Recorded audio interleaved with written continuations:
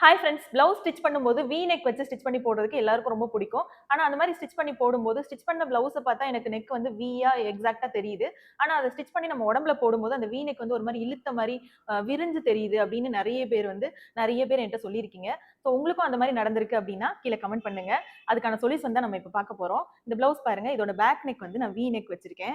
எவ்வளவு எக்ஸாக்டா we form ஆயிருக்கு பாருங்க. இந்த மாதிரி வி நெக்லாம் வைக்கும்போது எந்த இடத்துல நம்ம வி நெக் வைக்கிறோமோ அதுக்கு பின்னாடி உள்ள நெக், அதுக்கு ஆப்போசிட்ல உள்ள நெக் வந்து நம்ம எப்படி வைக்கணும் அப்படின்றதான் பார்க்க போறோம். இது வந்து பேக் நெக், வி நெக்.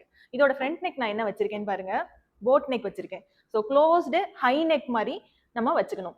எங்க வி நெக் இருக்கோ அதுக்கு ஆப்போசிட்ல உள்ள நெக் வந்து closed neck, high neck, boat neck இந்த மாதிரி வச்சீங்கன்னா மட்டும்தான் உங்களோட வி வந்து எக்ஸாக்டா ஃபார்ம் ஆகும். வி வந்து விரியாம தெரியும். ஸோ இதுக்கு வந்து நான் ஃப்ரண்ட் நெக்ல போட் நெக் வச்சு ஸ்டிச் பண்ணியிருக்கேன்.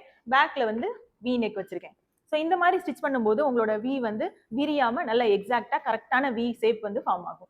இந்த மாதிரி டிப்ஸ் உங்களுக்கு பிடிச்சிருக்கு அப்படின்னா நம்ம சேனலை சப்ஸ்கிரைப் பண்ணி ஃபாலோ பண்ணுங்க. தேங்க்யூ.